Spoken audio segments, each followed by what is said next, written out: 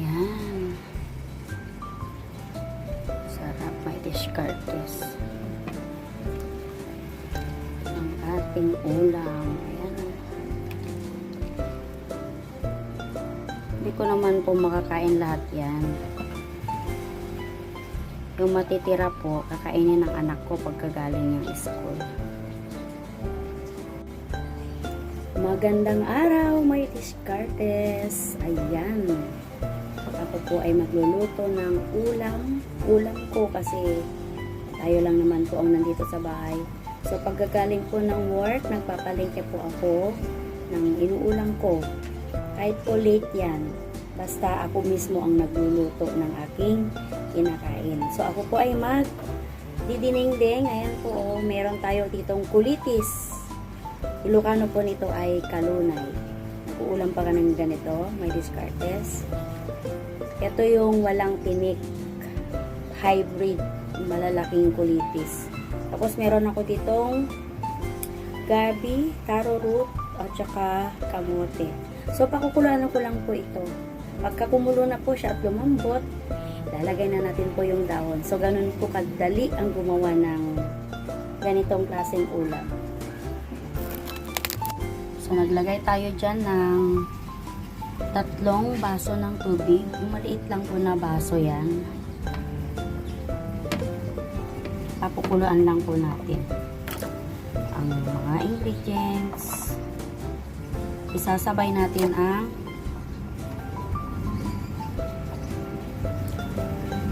bagoong. Ito po, papukuluan natin siya. Na natin to.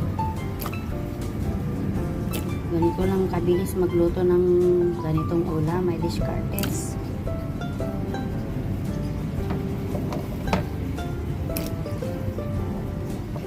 Mura lang po ito. 2 taling kulitis, 20. Isang pirasong gabi ay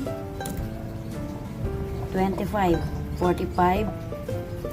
Plus yung 10 pesos na kamote, 55. Diba? Lagyan natin ng ang pantimpla natin. Bagoong. May discartes, malambot na ang ating gabi at saka kamote. Lagay na natin ang kulitis. Kalunay. Maraming ganito sa probinsya. Dito sa Maynila, hybrid po yung tinitinda. Binibenta nila. Pag sinabi pong hybrid, ito na po yung sa farm tinatanim. Hindi ito yung native na tumutubo sa mga maisan, sa tumana.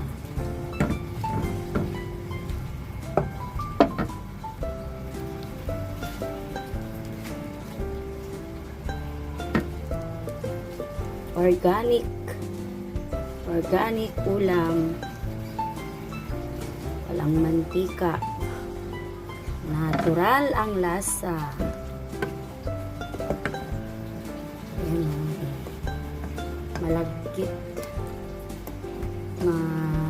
malagkitan tong gabi. Ayan.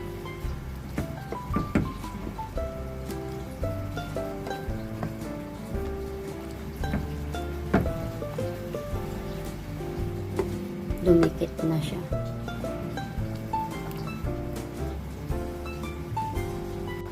May discartes, kakain na tayo.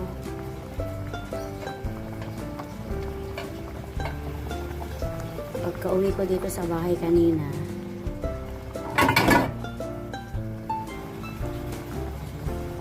ayan, okay na. Okay na, luto na. Gusto mo bang ganitong ulam? May discartes, dininding na kalunay or kulitis ang tawag dito.